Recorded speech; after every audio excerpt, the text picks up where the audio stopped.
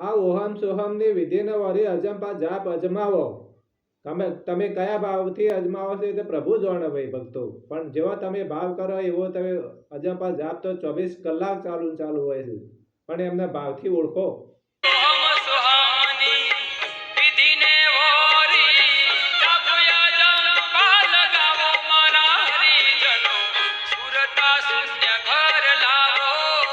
શ્વાસ ઉપર જીવન છે, એટલે તમે અજંપા જાપ જપો ને તો તમે કયા ભાવથી જપો છો ને એ તો પરમાત્માની સાક્ષી રાખીને સદભાવનાથી અજંપા જાપ જપો ભાઈ ભક્તો.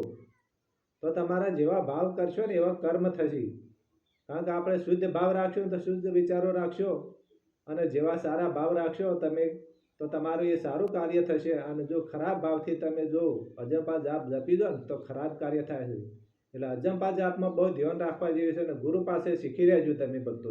આપના પ્રભુ પ્રેમ ભાવના ભૂખ્યા છે, તમે પ્રેમ ભાવથી બચજો.